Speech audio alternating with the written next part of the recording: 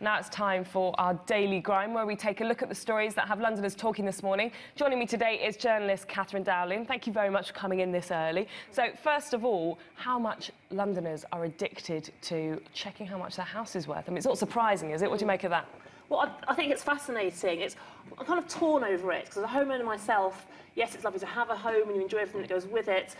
But equally, I think I've got a lot of friends who are in the process and misery of trying to buy places, and the gazumping is coming back in. Yeah. I think as homeowners, we're getting pretty greedy about what our main asset is worth. So there are cases, we see it all the time, cases where you're close to exchange and suddenly, well, actually, if you really want to secure the deal, an extra 20k. So I think that's the flip side of it. Otherwise, it's difficult economic times. More than ever, we're relying on our homes as a source of income. You know, we're not going to get interest on savings, so we're seeing that a lot.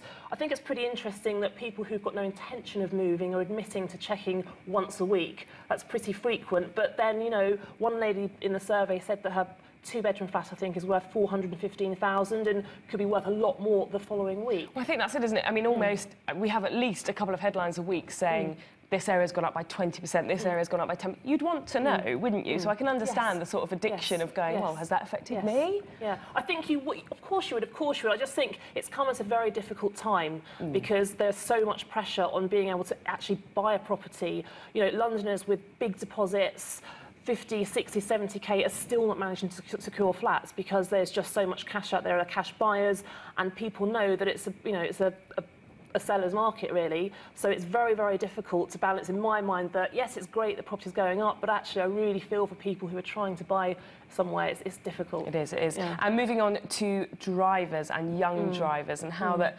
71% of young drivers think they're better than the average driver.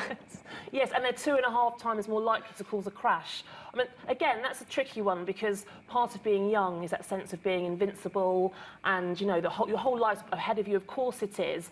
But then on a serious note, actually, what do we do about harnessing that and channeling it in a constructive way? Because we don't want these invincible young people out on our roads. They just don't have the experience of older drivers, more seasoned drivers. And, you know, a car is a lethal weapon. I mean, I don't know, years ago there was talk about curfews. I don't know if that's the solution necessarily, but I think it's probably something about getting out into schools, preempting things, showing kids without terrifying them, what the impact and consequence of careless driving actually is. But isn't it just driving as one aspect? As I remember as a teenager, just thinking, I knew everything. There's no way I'm going to get any smarter. There's no way that anyone can tell me what I need to do. So it's not just about driving, is it? It's just the attitude of young people, which is inherent of growing up. But I think equally, there is a responsibility in the home. I was brought up in a household where my parents didn't let me take the car out at 18, 19 overnight. It was very strict. I knew when I could and couldn't use it. I had a strong sense of road awareness. It was drummed into me from my driving instructor to my family. And I think that has a big bearing as well. You know, we were all young once. We still are young. But, yes, oh, absolutely, very young. And then the next one is this City of London test for London pupils. It's to try and encourage people to know more about London. Have you seen some of the questions on this? Well, I have. I mean, at first blush, I looked at it and thought, gosh, what was London first called? Well, yes, Londinium, if you're engaged with Roman history, if you studied history, you know, the Rose Theatre, why are you asking about the Rose Theatre? Oh, right, the Tudor period. And at first the questions do seem obscure, you know, did the Romans use elephants to invade Britain? Until you think about what it is they're trying to do, which is to really, I suppose, ignite teaching in schools, so to really engage kids with geography and history and English. And actually, from thinking what an obscure question about the Rose Theatre, I then started thinking, well, hang on, 15th century, Tudor period, you've got the bubonic plague at the latter part of that period. That's quite interesting for kids to know. And soon after the Rose Theatre was built, it was taken out of circulation pretty much for 2 years because of the bubonic plague, and the theatre companies were forced to tour, which is now obviously a very big tradition within theatre. But I think children will be very engaged when they get past the initial question and onto the wider path of learning. Katherine, it sounds like you're going to pass that test. So I've learned more from that than I have from reading those questions. I'm not 11 to 14. At 11 to 14, I can't say I would have passed it at all. And moving on to this video, which is a pensioner who survives a very near miss by a train. Have you seen this? I haven't. I've heard about it. Okay, let's have a watch.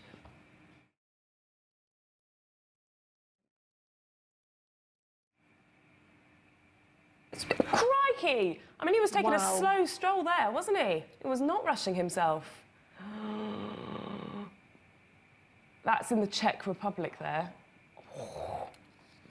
Gosh. I bet he picked up his step after that, though, don't you think? Oh, it's that whole thing about, what is it about level crossings that people just have this sense of defying death, or use them to defy death? I don't understand. I know, so that's going viral now. You can understand why. I like the fact that no one... Well, no, I don't like the fact. I dislike the fact that nobody got out of their car to see if that bloke was OK. And he's still wearing his shoes. I know, he lost one, I think. I suppose because he's old. Not that I want to say that all old people forget, but I'm presuming maybe he forgot that the level crossing was down, a train might be coming. At least he's all right. Well, thank you, Katherine Dowling, for joining us this morning.